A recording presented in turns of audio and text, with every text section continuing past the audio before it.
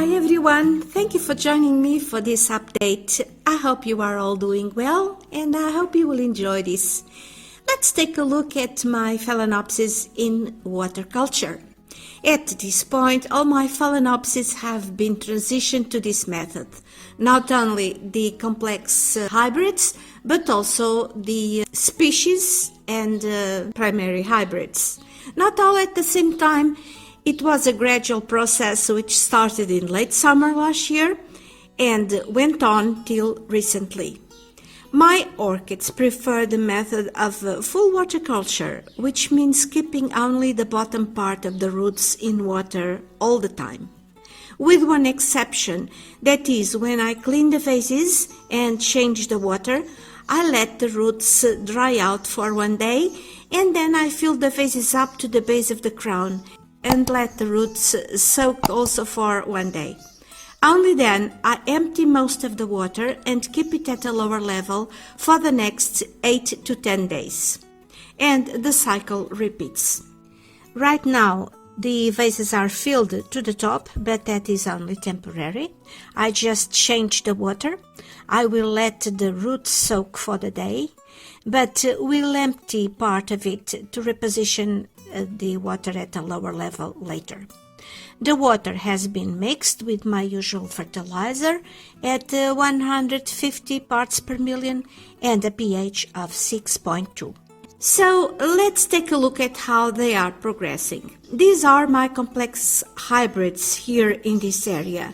They are on a south-facing window. This is my pantry and laundry room. In winter they get direct sun, which helps them to get warmer at least during the day because this is not a heated room. The lowest temperature getting here during winter is 16 Celsius. At this time of the year the sun hits the window, but the orchids do not get direct sun anymore. They are too crowded here to look at them, so I'll just take some away and we'll bring them one by one so that we can take a better look. This was one of the first in this method. It was in August last year. It is doing quite well and reblooming with lovely flowers. There are less blooms this time than the ones it had when I bought the plant. But they are larger and they have a slightly darker color, which I find even more attractive. This orchid lost most of its original roots when I transitioned, but it was a gradual thing, and at the same time it grew new ones. These are all new roots with the advantage of having about the same length, which allows the tips to sit in water evenly. The dark color of some or most roots on these orchids is due to being soaked, and also a bit of algae due to being exposed to high light. Every once in a while I scrub them gently with a soft toothbrush to remove the excess and make nutrient absorption easier.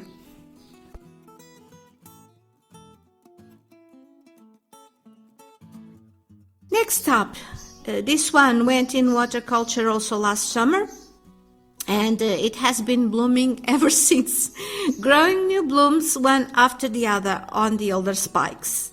This is that type of orchid that grows multiple spikes with the smaller flowers, but plenty. I like this type. The flowers are fragrant. I have cut all the spikes recently, except for this one, because the roots stopped growing. All the roots are new ones. The old ones were replaced in the course of summer, but they stopped growing tips during the winter. So I need to direct the energy of the plant to new roots. That is why I'm going to cut off this spike, because the orchid won't stop blooming. There you go. This spike won't be wasted though. It will do nicely in the same vase where I already have my Vanda spike. My Vanda also stopped growing roots when the spike came up, so I will still enjoy both these spikes and flowers, and at the same time will keep the strength of the orchids. Next up, This one was transitioned in the peak of winter, as I bought it in November. A bit risky, I know, but it was warm at the time and I got carried away. Sometimes my hands keep doing things regardless of what reason speaks. But I got away with it. This is a named hybrid, Phalaenopsis Sogo Pikachu. The flowers are gorgeous, although not very large. And this is another one growing also multiple spikes. It has been blooming since I bought it 5 months ago. I cut some of the spikes and kept the ones that were still producing blooms. These roots are still the original ones, and now they are branching and there are new roots starting. So I really got away with it, with this one.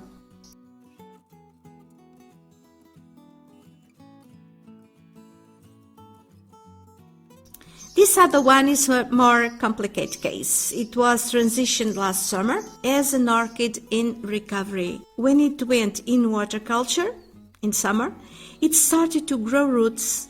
All those you can see here are new and grew in the summer. Late autumn, it started to grow a spike. It took so long for the flowers to open that in February only one flower was open. The others were struggling. I saw the plant was also in difficulties and struggling, and that the roots had stopped growing, so I decided to cut off the spike. And now finally it started to grow roots again. They are branching from the existing ones. The tips are reddish. I hope you can see them. There is a large one and other root nubbins all over. And not only that, this is a very stubborn orchid because it's growing to spikes. However, I will only let them go on if the roots continue to grow. Another one, this is a mini Phalaenopsis. I had it in recovery for months in Orchiata bark and it was growing nice roots. Coming February, and as my hands could not wait any longer, against better judgment, I took the roots out just to take a peek, and then there was no way back. In water they went. I transitioned with a spike on it too. I also got away with it because no blooms or roots were lost. No blooms blasted even, because I transitioned very carefully and very gradually. That was my trick. She liked it. It's a very thirsty orchid, and the flowers are beautiful, and the roots look good.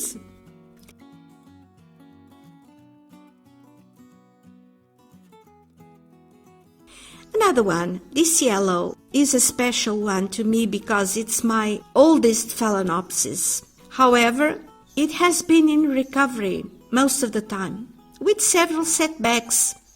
It grew nice roots, so I let the spike go ahead just to see the blooms. I like that color, sort of a buttery yellow. Love it. These are roots grown last summer, but no root tips now. And it lost one leaf just last week, so the spike has to go. There you go, another spike to join the bouquet.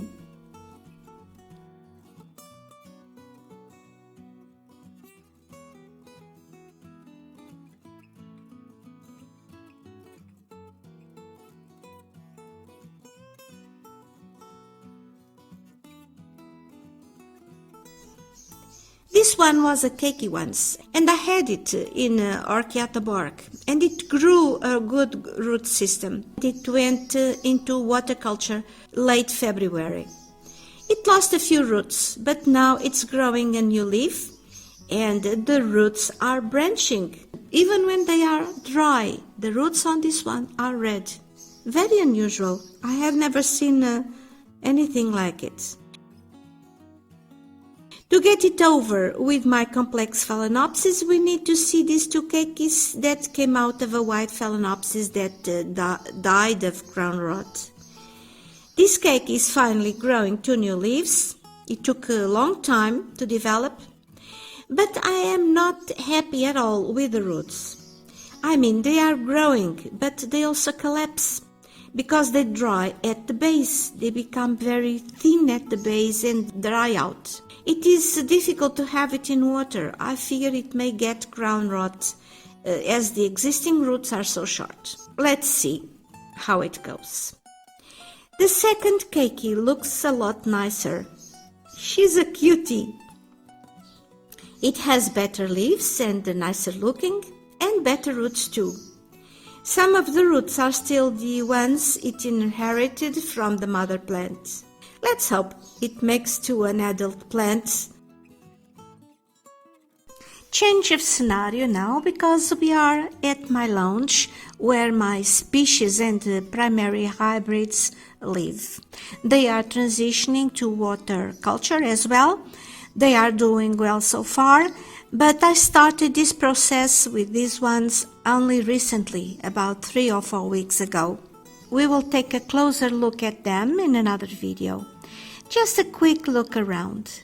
We can see that all the vases are empty right now. That is because I just emptied the old water, and I like to let the roots go drier before I replenish with new water. Before we finish, just a quick look at this beauty.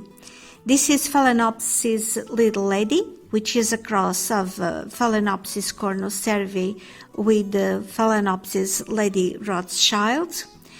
The blooms are gorgeous and I'm really enjoying this cute orchid. Well, this is all for now. I hope you have enjoyed this video. Thank you very much for watching. Take care, be safe, and I hope to see you in the next video.